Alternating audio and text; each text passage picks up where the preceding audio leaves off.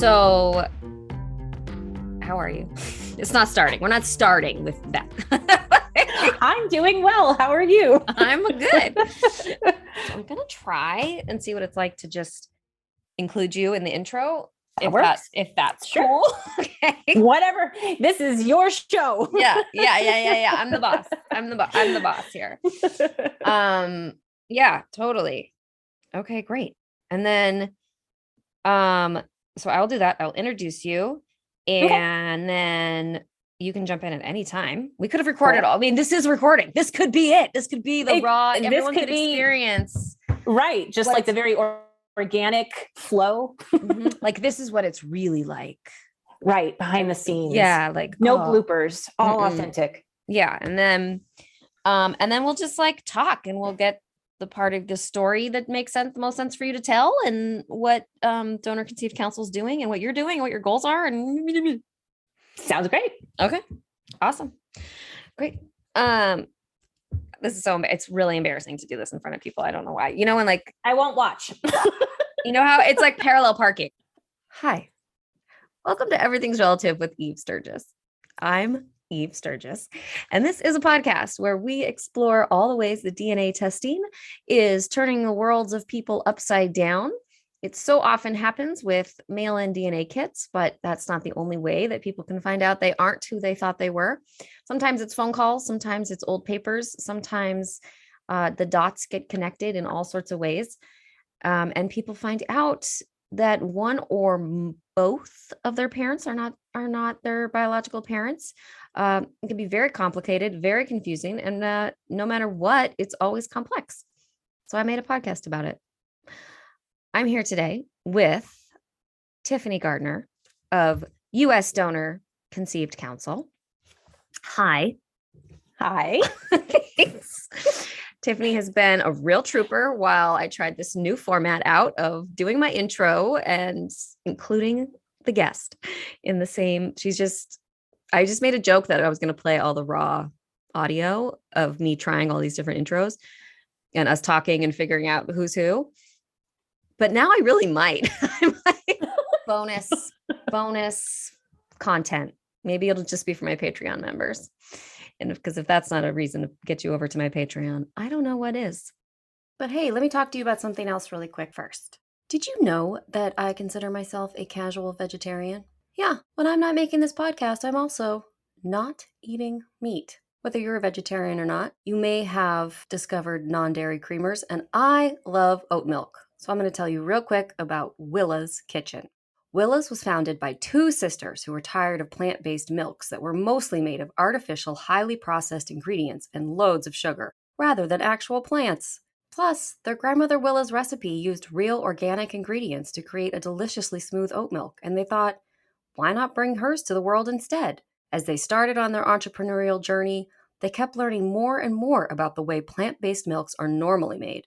Heavy processing, loads of food waste, and lots of funny business, including ingredients like rapeseed and canola oil that they didn't want to be drinking or feeding their kids every day. The biggest shocker they found was that oat milk is typically made with the oat sugar, and the best part of the oats are filtered out. This resulted in oat milk with a super sweet taste without all the benefits of the oats. Willa's is made with the entire oat, which gives it a rich, smooth taste and maintains all the oat's protein and prebiotic fiber, which makes Willa's zero food waste. It's not just a healthier, more sustainable milk. It's super tasty. And I can tell you, listeners, they sent me a box, and I'm loving it.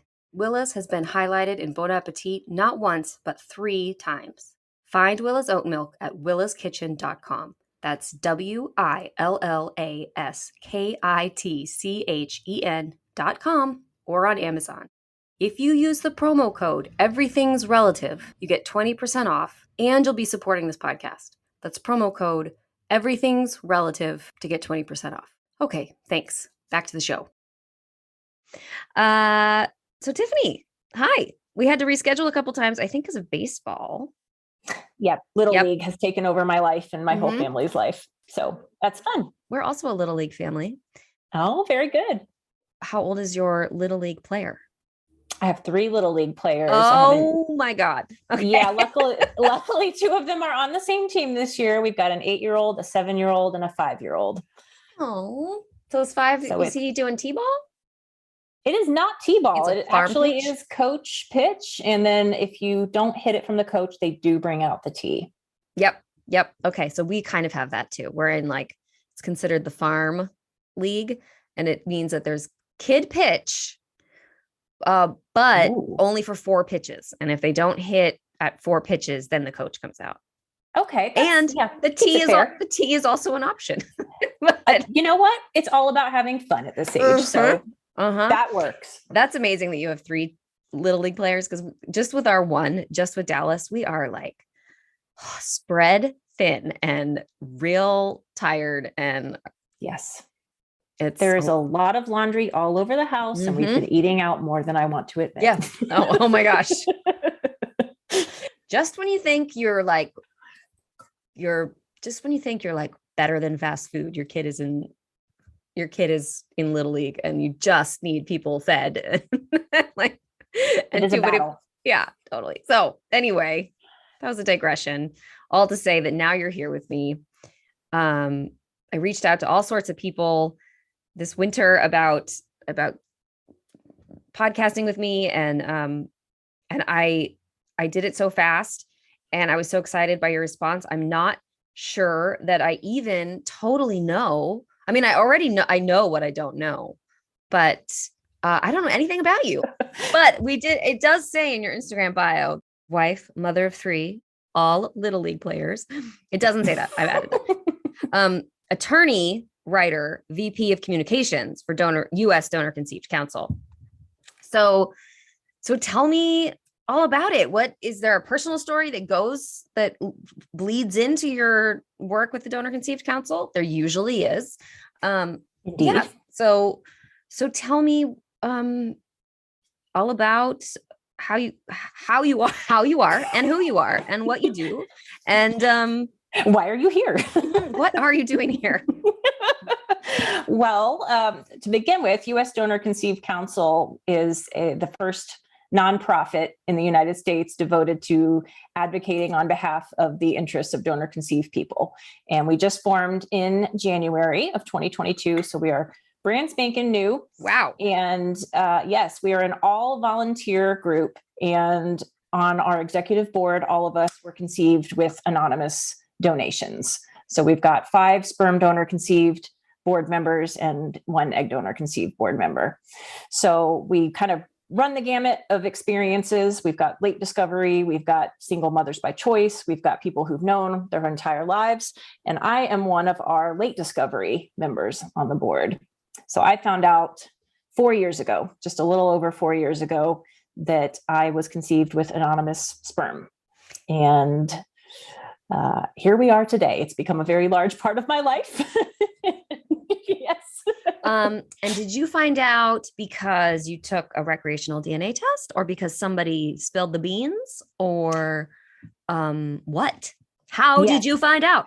My mom kept the secret for 35 years. It was right before my 36th birthday that things just kind of came to a head. And she decided that the time was right, or that the circumstances warranted telling me the truth. And so she sat me down and told me that the father that I had been raised to believe was my biological father had been infertile, and they had needed to use a sperm donor. And the man that I thought was my biological father actually died when I was 4 of colon cancer. And so I grew up raised by a father who adopted me after he married my mom when I was 8. So I was raised by a man that I always knew was not my genetic father. And he is on my birth certificate because he legally adopted me. And that's the man that I consider dad. So it's kind of interesting because I came into learning I was donor conceived, actually not having been raised by my genetic father, but and having that information and it not mattering to me, but still always desiring to know more about the man who I thought was my biological father, who had died when I was 4. So it was a shocking revelation, but also one that in the midst of all the shock and trauma, it also came with the silver lining of, wow, maybe I get to actually meet my biological father now because he may not actually be dead. Yeah. That's totally a kind of, for lack of a better word, weird twist to it. Is that Yes, to think plot twist. yeah, to think that you part of the narrative when a parent dies when you're young, so almost pre-memory. I don't know, age 4 is, so the idea, so that is super layered. There is so much to explore about growing up with the idea of somebody in your mind and your heart and the family story of who somebody is and where you came Right. from. And then this other idea that it's this third man in the story, your identity. Oh, that's so weird. Um, okay. Did your mom had your mom been thinking about it for 35 years? Like she'd always known she needed to tell you? She made a promise to my first father that she never would, because when they were going through the process in the 80s, the conventional wisdom was never tell anybody, it's your secret, and you're going to go home and you'll be intimate, and maybe the magic will happen and it will actually be, your genetic child between the two of you. So that's what they did. They didn't tell anybody. And my first father apparently was very adamant that that secret be maintained. So after he passed away, she didn't want to tell anyone. She ended up telling her parents because it was kind of part of her grieving process to let them know that I actually most likely was not his biological child. And she did tell my dad, who raised me, but she never ever wanted to tell my first father's family, because not too long after my first father died, his father died and left my grandmother a widow, and her only child had died. So my mom knew it would absolutely break my grandmother's heart to find out that I was not genetically related to her. And my grandmother and I were incredibly close throughout my life. She just passed away about 3 years ago. And I know, yeah, it definitely would have been very hard for her to accept that news if she had known it. So my mom kept it a secret. And around the time that she did reveal the information to me, my grandmother, who was my first father's mother, she had been diagnosed with dementia, and I was in the process as one of her powers of attorney of moving her out of her home, moving her into assisted living, liquidating her estate and her assets. And that was very traumatic and stressful and emotional, just that process alone. I mean, in and of itself, that is something. Yeah. It is not a fun task, not a fun time in anyone's life.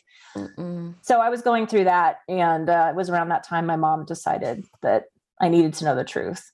And the additional plot twist, of course, is that my first father had died of colon cancer in his 30s. So all of my doctors told me to start getting colonoscopies in my 30s, which I did. And I think that's when it really started dawning on my mom, is when I turned 30 and started freaking out about colonoscopies and potential colon cancer diagnoses, that she started talking with my dad saying, I just don't know. Should we tell her? Should we not tell her? And my dad, what's a few extra 10 to 15 to 20 colonoscopies in a lifetime? Well, that was my dad's, my dad who raised me. That was his logic. He said, she's getting better healthcare than most people, that just, why would we tell her this at this point in her life? Sorry. Why would we? But my mom did tell me. So yeah, I haven't been in touch with my gastroenterologist yet about that new development, but I'm due up for a colonoscopy soon. So we'll see what happens there. Sure, they're wondering about you. Whatever happened. Oh yeah, I think that those are the must be the details that people making these decisions they're not thinking about, right? And yeah, I think there's so many of those kind of things that I think I want to, and I bet a lot of people want to sit down and be like, did you ever think about this? Did you ever think about that? Did it ever occur to you? So it's interesting that, because a lot of people, I've interviewed lots of people that have gone through medical challenges based on what they thought they were inheriting. Mhm. And their parents did not tell them. Usually their mom, like, has still kept it a secret. So it's interesting that she was moved by that idea of colon cancer. Yeah. I mean, thank God it wasn't that I had some sort of disease or some sort of heritable condition that was a mystery to me that could have been solved by knowing Right. this information. It's kind of Right. the opposite. I was in some sense benefiting from Mhm. this deception that had been Right. perpetrated. Right. So, yeah. So I guess I was fortunate in that sense, because there are other donor conceived people who are certainly not as fortunate and do have things that maybe could have been discovered earlier had they known either that they were missing half of their medical history, or if they had been fortunate enough to actually have access to that missing piece of information. So, and then how did you, so you found out you were a donor, you're working with you're also helping process your grandmother's estate and decline. And so how did you get from there to where you are now, where you're on the US Donor Conceived Council? Yeah. So quite a few other plot twists came in along the way between that happening in March of 2018 and where I'm sitting here today, which is, April of 2022. I immediately went home same day, ordered an ancestry DNA test, sent the results off. Same day I got the tube in the mail, and within weeks got the results back that showed 2 half brothers that, of course, I'd never heard of, which confirmed for all of us that I was in fact conceived with an anonymous sperm donor. Over the course of a weekend, I managed to identify one of those half brothers as being the son of the person that was the sperm donor. I just managed to piece all that information together based on the little tiny bits of information that my mom had from the sperm bank. One of which was that the donor had been an Emory University student here in Atlanta. And the half brother that I found online was connected to a family that, like, everybody had gone to Emory, actually, except for my biological father, who was the sperm donor. So what was really, really interesting to me when I put those pieces together was not just that I looked exactly like this guy whose pictures I found quite easily thanks to the magic of social media, but that he is a graphic artist and had been a high school art teacher. And that had been my lifelong dream, was to become an artist and go to art school, which was totally, like, came out of left field in my family and was always just this sort of mystery to me. Like, why is this my thing? And why do I want to do this? And where did I get this talent from? And needless to say, my parents were not quite very supportive of that dream. So that's how I ended up an attorney. But it was very emotional for me to make that discovery and see so much of my own interests and physical traits and personal philosophies, to the extent I could see his social media, all reflected in this complete stranger. Just really, like, I couldn't even write it any better than it occurred. It's just that bizarre. Yeah. I'm trying to imagine all that information coming in at the same time. The 3 things you just said, like the appearance, the art, and the philosophies. And it just, I feel like I can see you sitting there, and it just like some kind of, like the whole world around you is just spinning. Yeah. Rapid, almost like really vertigo, rapid. Just yeah. like, And just, what is going on? Yeah. This isn't real life. Yeah. So it was, it took a while to sort of like process all of that. And of course, in the meantime, my husband's just like, oh my God, yes, these people are, this has got to be the donor because he looks just like this son. And, what are the odds that he's raised by someone that's his identical match and that's not the donor? And then the whole Emory connection. Meanwhile, you have, because this is 4 years ago, you have a 1-year-old, if I'm doing some rapid math, right? He was just about to turn 1. Yes. Yeah. So you have a little baby, and then you have these future champion Little League players. Yes. But also they need their mom. Right. Yeah. And one of the, I guess, sadder aspects, but which made the search process that much easier, was that my biological paternal grandfather had passed away just weeks before my mom told me the truth. Oh. And so there were obituaries online, and the obituaries were just a gold mine to trying to figure out which of two brothers it was, and finding people's names and then tracking them down through that. And so after I identified him and kind of molded over, not very long, I decided to reach out. And I reached out to my biological father through a letter. And he texted me back like almost right after he got it, and said that he was really, he was interested in meeting me, and everything sounded great.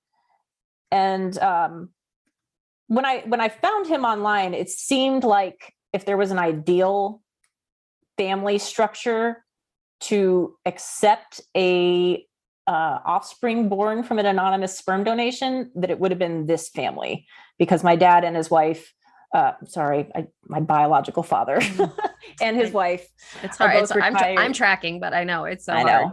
They're both retired teachers, and my biological father's father was a bishop in the Methodist Church, and like tons of just members of the clergy on both sides of his family.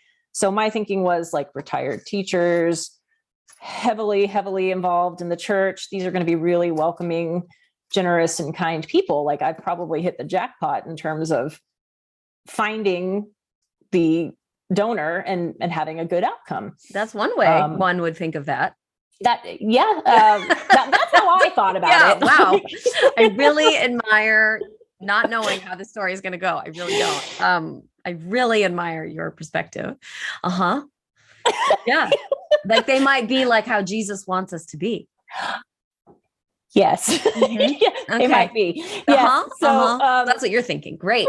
So he responded very positively in his text message and was going to be in touch. And then not that long after, I got a letter in the mail. Serious. Saying that he'd talked it over with his wife and his kids. And his wife had always known he was a donor. So this was not like I rocked her world. Mm-hmm. But his she was three giving sons, him the "I told you so" look across the table. She was like, 100%. Yeah. His three sons had never been informed. And so this was news to them. And they were all adults. It's not like they were younger children or anything. They didn't have to get right. They didn't have to have the birds and the bees talk. Yeah. They didn't have to be a talk about sperm. They knew what it was. So they were not thrilled about this. And he basically said it would be too upsetting for them and we would never be able to meet. And here's a little tidbit about me, and, hope you have a great life. And me being very persistent and an attorney, there were quite a few illogical concerns expressed in the letter. So I wrote a very thoughtful response back. Exhibit A. Exhibit B. Essentially. Mm-hmm. And he later told me, like, I knew that I was going to hear from you again, even after I sent my letter. Like, he just knew. He already knew that about me, that this girl, she ain't giving up. Like, mm-hmm. I don't know how he knew that, if he recognized something in me or already felt like this connection, but he said, I knew that wasn't the end of it. And so I sent him another letter, and then he called me. Not long after that, and said that he totally wanted to meet. Like he had thought about it. He was done with it being a negative experience and he wanted to meet. So we did, and hit it off immediately. Just, I'm a writer, and, words are my thing, but I still struggle with how to describe walking up to a genetic parent for the first time in your life as an adult, mm-hmm. and just seeing your face reflected back in a new way and talking to that person. I think we spent most of that first lunch together just staring at each other, mm-hmm. and kind of just seeing mannerisms that we shared. And I have his eyes, nose, I've got his mom's smile, inherited their tendency to burn to a crisp in the sun. Just all this stuff that was staring me back literally in the face. Very that weird. had otherwise never been there. That you Yeah. didn't, and I imagine, I mean, it didn't occur to me till just now, but like you didn't even know it was missing. I didn't know it was missing because until it was happening. Right. He and my mom look similar enough, I think, to where there was never a question, because people have always told me that I look exactly like my mom. Mm-hmm. But now I can look at pictures of my biological father and his mother and see myself in them. So, but I never thought I looked anything like my first father, who was supposedly my biological father. Uh-huh. But yeah. I didn't know what you looked like in resembling your mom, but I just felt like I would know by now in the story if you looked shockingly different from everybody in your family. So where the narrative is that you are missing that experience, but to have an experience of something that you didn't know was going to be important is its own trip.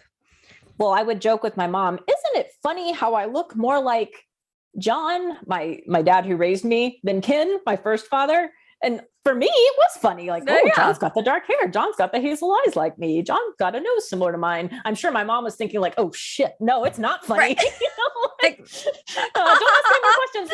Let's how's the weather been? Yeah. I'm laughing so hard. Yeah. It's hilarious, honey. Oh yeah. Let's move on. Excuse me while I go into my bedroom and scream into a pillow for a minute. Right. Yeah. So we had a great relationship for a year. I mean, we were meeting every few weeks, texting all the time, phone calls. We would trade off who was paying for lunch because he lives 30 minutes down the road. We're in the metro area, all in the Atlanta area. And I met his wife and she met my husband, and it was going great until they decided to tell their sons that rather than blow me off with that first letter, that he'd actually been building a relationship with me for a year. And that was his decision to not share that information with them. But I think he always probably knew that it wasn't going to go well based on how they had initially reacted to me just popping up. He probably knew once he let that cat out of the bag that he hadn't ignored me and had actually met with me, that it was going to cause some problems. Yeah. What? Okay. I have a lot of opinions and feelings and statements about that, but you can. As do I.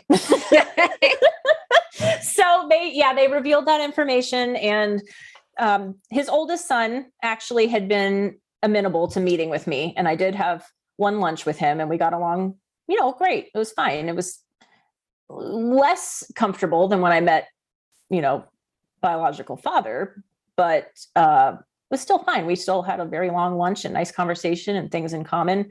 And he never had a sister before, right? Yeah, right. I mean, like, come on. Your dad had 3 boys and you have 3 boys, and you're like, yes, girl, and come on. I'm your bonus. Yeah, sister. So, that son was like, yeah, if my mom's cool, the rest of us should be cool. The rest of them were not cool. So when the middle son found out, and when the youngest son found out, and when the daughters-in-law, the wives of the oldest son and the middle son found out, I don't know what all was said, but it was, there was jealousy expressed by the daughters-in-law, and the middle son could not understand why I wanted to have a relationship with his father, why I would be interested in knowing them. And I suspect that perhaps his wife had not been as cool with everything as she had led him and me to believe, because I knew things were going south without a way to turn it around when she blocked me on Facebook. Oh. Yeah, totally. We'd been friends. She liked my stuff. I liked her stuff. And then all of a sudden I realized, wait a minute, I'm blocked by her. Wow. Long story short, despite promising me that, we would stay in touch and maintain a relationship in some semblance, I eventually got an email from my biological father saying, we're done. This is too much for my family, and we will never be in any communication again, and hope you have a great life. And 3 weeks before that, my dad, who raised me, had been diagnosed with cancer. Oh my God. Come on. Right? There's a lot of plot twists. So I had told that to my biological father because it had been radio silence for some weeks after learning that he'd, come out and told his family about everything, and that there had been some negativity expressed. God, okay, continue. So I texted him and just, kind of wanted to touch base, see where things were standing. And, by the way, hope you had a nice Father's Day. My dad got diagnosed with cancer last week, and let's talk if we can still talk about everything. And no response to that. Just several days later, the email. And since then,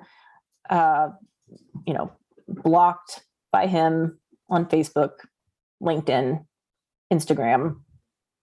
I imagine he would do Twitter if he knew I was on Twitter, and if he did anything on Twitter. Blocked my phone number, probably blocked my email address, and never got my response to him. And that's pretty much been it. Any time I thought maybe a door was opening, it has not been opening. And he has scared off his first cousins and their children from ever responding to any of my attempts at connecting via Ancestry or 23andMe. His sister has ignored any message I've ever sent to her.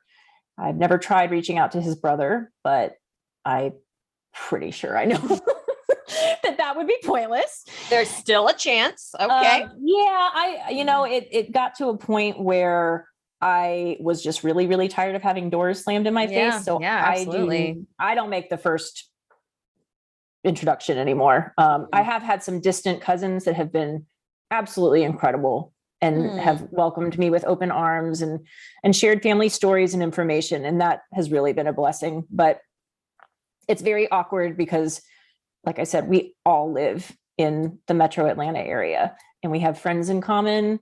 And like just last week, I was on vacation and his oldest son that I met was on vacation in the same area. And I know that because, as creepy as it may sound, I still check what I can on social media, just out of curiosity. And I think people probably who have never been through an experience like this would probably hear that and think, well, that's just plain crazy. But I know that it is not an uncommon thing to do for those of us who have been sort of rejected by genetic family. To the extent we have an interest, we want to get what information we can. So we check what's available. I mean, absolutely. I mean, that even makes sense to me just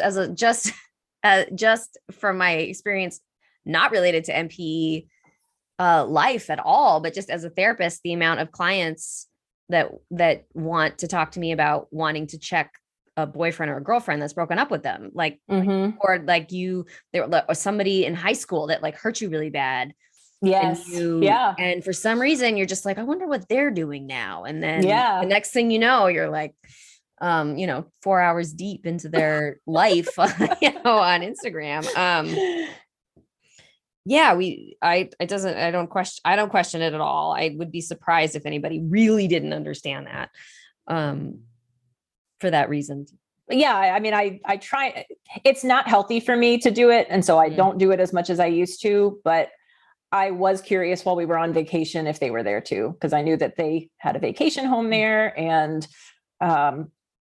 my husband has said that he doesn't want to go to that particular island we were on because of that. But I grew up going to that island because my dad, who raised me, his parents lived there. And so that, like, I've got my own personal memories there, and I don't want to allow this family to take that away from me. Like, that's my place. Yeah. I'm not going to not go there because I'm afraid I'm going to run into you, but I am also afraid I'm going to run into them at some point there. So that's all. Yeah. I know that you're not the first person, obviously, to come and tell me about a rejection story, but I am fascinated by adult children telling their parents what they can and cannot do. Yeah. that's just what I'll say about it. Yes, I know. I've, it's taken a lot of therapy over the past 40 years to really get to a place where I can even tell this story without crying. Mhm. And I can't explain it. I'll never be able to explain it. Mm-mm. And No. I've there was a time when I was kind of holding out hope that it would change, but I don't anymore. I Mhm. don't think it's going to change because I think it would have changed by now if it were going to. I just don't like living in sort of a perpetual state of hope, but also dread that our paths are going to cross, because the likelihood of it is very high given our commonalities, common interests, places that we both like to go. It just seems like it's inevitable at some point. And since then, 2 months after he sent his email, my dad, who raised me, did die of cancer. So that happened. Wow, really fast. Yeah, he went downhill very fast. It was a quick diagnosis and a quick loss. And then here's a silver lining. The day after my dad died, I had a new brother show up on Ancestry. And he was the first new half sibling to pop up since I had joined on any of the websites. And I gave it a week. And he didn't reach out to me. And I just was too curious. I was just too curious. I mean, even with all the grief over my dad, this was a new person. And I just am naturally curious, and I want to know about people I'm related to, particularly half siblings if they come up. So I reached out to him, totally expected to just never hear back, because the other half sibling that was on Ancestry that is not related, or that was not raised by the donor, he's never responded to me. But this one responded within hours and said, apparently we're related, and I'm just kind of like losing my mind over this. And, can we meet for coffee? Because we, in exchanging messages, realized that he lived like 20-30 minutes away.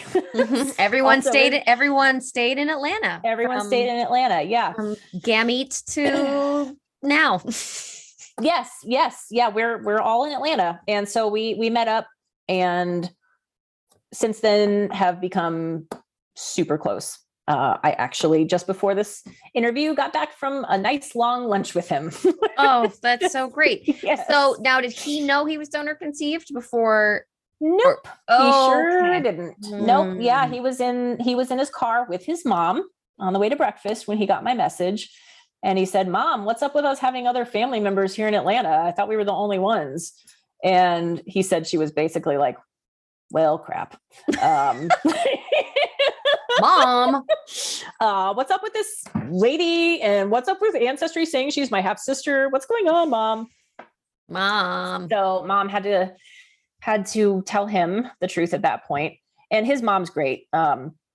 She's met my mom, and we do holidays together now. And his son and daughter are approximately the same age as my sons. And oh, great. I love that. That's so fun. Yes, that has become like the saving grace of the entire experience, is just having at least one sibling who not only was open to connecting, but we have connected in such a strong way. Yeah. So it's had a lot of ups and downs, but that's definitely been the best part of it.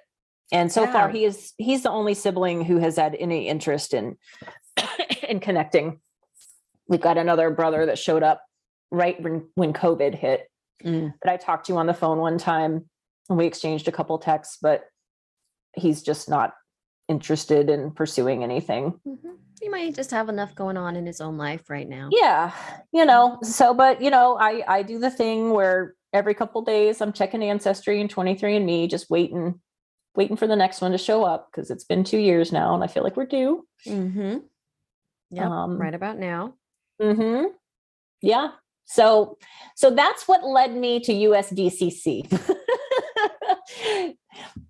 Initially, I was really okay with the whole donor conceived thing when I was in contact with my biological father, and it seemed like a best case scenario, having access to the medical information, being able to have just a friendship with this guy. I wasn't looking to have a new dad. I wasn't looking to be, in the will or anything I know. like I was that. about, what about but what about the inheritance, Tiffany? Weren't you there Yes. for the inheritance? Yeah, no. And apparently that was asked at one point if I needed money or if I needed a kidney for my child. Of course. Yes. It could never just be innocent curiosity. Who has that? So the joy of relationship was not enough.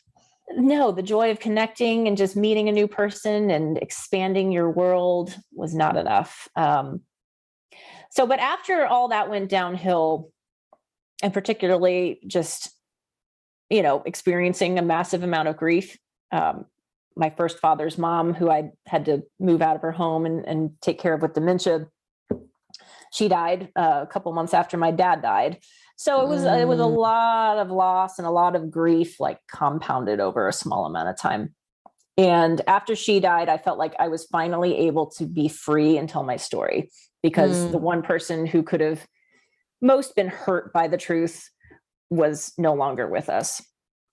And having my brother in my life and wanting to be able to share that also really pushed me to tell the truth.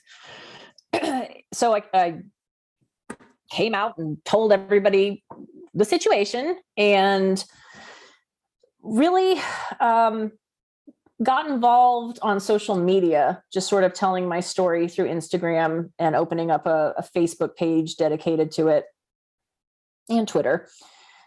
And I've just made so many great friends in the donor conceived community over the last few years. First through the We Are Donor Conceived Facebook group, which is a support group for people who find out that they are donor conceived or who have always known that they're donor conceived, all from around the world. And it's nice to know that you're not alone. Like that, who knows how many of us are actually out in the world? There could be a ton, and most of us probably don't even know that we're donor conceived, just given how things were done back in my parents' time. But it's been wonderful to make connections with other people who've had similar circumstances or totally different circumstances, and just to see the commonalities. And that's how I got involved with U.S. Donor Conceived Council, because Erin Jackson, who started We Are Donor Conceived, she had the idea of starting a nonprofit devoted to educating the public and to advocating on the issues that impact donor conceived people. And I was really fortunate enough to be asked to join in with their efforts. And we've been working nonstop on different projects since January. And it's nice to be able to take the lingering hurt and frustration over what has occurred and channel it into something that feels like it could actually make a beneficial change, and to educate people, because it has become very clear to me that our stories have not been told enough and widely enough to reach the people that need to hear them. And there are a lot of misconceptions or just plain lack of understanding about what late disclosure can mean, and how, while not all donor conceived people want to make a connection with the gamete donor, shouldn't they at least have the option to do so if they want to? So that's really what U.S. Donor Conceived Council is focused on, is just educating on those things, and to the extent we can, advocating for changes that will benefit donor conceived people in the future. Yeah. Oh, thank goodness. We know it's a phenomenon, right? What's happening right now. I know that. I say it all the time. But to suddenly have an entire population of people become adults and say, hey, this is how we feel, this is what we think, this is what we want. I don't blame the world for being bewildered with, donor conceived population. But it is interesting. It's so interesting to think of all these ideas and philosophies and protocols set up around around babies that would one day be adults. I don't know Right. if I can think of like another thing There isn't. that we could compare that to that like to I'm not saying that nobody did this, but to imagine people being like, wait, if we make all these rules about this thing, what if when the babies are going to grow up? Like, I can't think of another. I mean, I guess there's probably protocol around birth, anything birth and baby related. We could sort of apply to this, but Well, right. And then particularly in the United States where it is so unregulated, which is right. another misconception that the general public seems to have, is that this is federally regulated and the banks are all talking to each other. And that is just not the case.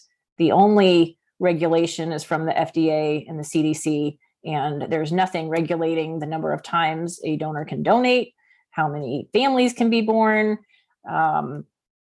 whether the donor has to be anonymous or it can be open ID at 18. This is all just up to bank policy, individual bank policy. And the ASRM has guidelines that are non-binding on all these banks, but a lot of banks are not even following those guidelines. So Well, I think Eve Wiley just posted about that today or yesterday about how there's these guidelines, but there's no consequences correct for not following them. They're just sort of like suggestions. Yeah, it's just if you want to do something the right way, here's what you could do. And we don't necessarily agree with all of the ASRM guidelines, but there are some really good guidelines in there that it would be wonderful if banks were complying with and applying. Well, it shows that someone was thinking about it. Correct. Yeah. Right. Sort of like even to think that something as big as the ASRM actually humanizes the donation process somehow. Like somebody, it wasn't completely clueless robots or whatever. Right. Yep. So right now we're educating people on that, and we've done a lot in 4 months. And right now there's just 6 of us as board members, but we're hoping to get a lot of volunteers on board and start really getting the word out through anybody that wants to help with our organization. So if people want to connect with you or Donor Conceived Council or We Are Donor Conceived, what do you think is the first thing they should do or go to? The websites for both are the best ways. So for Donor Conceived Council, it's www.dcc-usa.org. And for We Are Donor Conceived, which is more of the support group, it would be wearedonorconceived.com. Great. So go there, go to one of those and see where you're maybe you already know where you're called, but see what kind of resource it is for you, or you could be for it. Right. Yep. And we're on social media, but we've got links to that through the website. So that's the easiest way to get to all of that. Right. So go to the website as like home base and then spread out from there. Yep. And there's a way to donate on the website. And there are also ways to sign up to be involved with the organization as well. And what kind of things would one do possibly if you were to sign up, if you volunteer? Sure. So we are working on legislation in different areas. And if any legislation goes forward, we would need people to testify and support. So that's one of the things that we would love to have volunteers for, just sharing their stories about donor conception or using a donor. We're absolutely happy to hear from recipient parents or parents who can understand where we're coming from in our vision. And that's really important. People who'd be willing to share their stories with media. We often have reporters contacting us wanting to know if we can recommend someone who's had a certain type of experience with donor conception. So we're trying to collect people that we can recommend for reporters to speak to who are open to that. And then just as we sort of get moving a little bit more, people with graphic design experience, people to help with fundraising, people to help with administrative tasks. It really just all over the board. We're willing to take anybody. Yeah, it sounds. Which is what most like nonprofit volunteer opportunities are. But it sounds like there's things you could be as involved or as little involved as you want, right? But still be a part of something and still support it at your own comfort level, right? Yeah, and I really love the idea of of this situation, which is not always a trauma, but it can be, and even if someone has always known. So I guess that's why I'm calling it a situation of being a donor conceived person, using your story for a greater good. Right. Just sounds nice. This thing that otherwise feels maybe to some people like it's just in a vacuum of our existence, or it's just this dangling exterior part of us. I don't know how to describe it, but so go over there, go to those websites. I will have them up on my Instagram and socials, and on my website. If you go to the resources for MPEs, I'll have it all there for for any listeners who want to check this out further. Thank you so much for giving me your afternoon. It's evening for you. It's like dinner. I appreciate you having me on and letting me share my story and plug DCC and just try and get people over to the website. Yeah, get them over there. You know something I've been thinking about a lot over here at Everything's Relative podcast? Sex. So let's talk about setting the mood. That's right, the mood. You know, when you want to get intimate, or perhaps after you've gotten intimate, be it by yourself or with a partner, there is something you need to have on your nightstand. MOD. MOD is redefining what sexual wellness and modern intimacy looks like. They are creating a whole new chapter in the outdated sexual wellness industry. MOD makes modern, body-safe, and high-quality essentials for before, during, and after sex. They have a whole variety of products, like vibrators, lubricants, and condoms. Their products are absolutely beautiful, with a lot of attention paid to design, sustainability, and simplicity. Basically, if sexual wellness has a name, it would be MOD. Honestly, these are products you want to be seen in your bedroom, instead of hiding them. And I don't know if you guys know how ad partnerships work with podcasts, but they sent me some products, and let's just say everyone here at Everything's Relative, everyone is satisfied. One of the coolest things about MOD is that it is a female-led Latinx-founded company. Their founder, Ava, created MOD for all bodies, all genders, all races. Dakota Johnson just joined MOD as their co-creative director. Hello! And guess what? You, listeners of Everything's Relative podcast, are getting a treat from MOD. As our partner, MOD is giving $5 off your first order on all products with the code EverythingsRelative. Head over to getmod.com/everythingsrelative. That's getmaude.com and use Everything's Relative to get $5 off your first order. Enjoy the mood setting. Wow, how fun was that? Even though a big part of the story was not fun, sometimes it just feels really good to connect with people over commonalities, even if the commonalities are emotional experiences. Thank you again to Tiffany Gardner from U.S. Donor Conceived Council. If you are a donor conceived person, or I would like to say anybody involved in the MPE world, but the donor conceived people are really doing awesome things, and everyone should get over there, support them, listen to them. They're a growing population. It's a fascinating phenomenon, like I had said, of all these babies becoming adults and having something to say about it. So that's another episode, you guys. Like I said earlier, if you need any of that information about Tiffany Gardner's nonprofit organization, it's not her organization, but the one that she is a part of, U.S. Donor Conceived Council, go on over to my website. It's at www.everythingsrelativepodcast.com. That's also the handle for my socials if you're looking to follow me on Instagram at Everything's Relative Podcast. And hey, you could support me on Patreon if you are feeling like you just have like all this money and you don't know what to do with it. So you should just probably support my podcast. That's an idea of something you could do with it. And you can also email me at eve@everythingsrelativepodcast.com. Come back next week. I will have another episode. Have a great weekend. Bye-bye. Everything's Relative with Eve Sturgis is produced by Eve Sturgis and Kaylin Egan and edited by Joy Rumel. Logo designed by Ivy McNally, and music is used with permission from Goodbye the Band. Eve is a licensed psychotherapist. but her podcast episodes are not therapy sessions.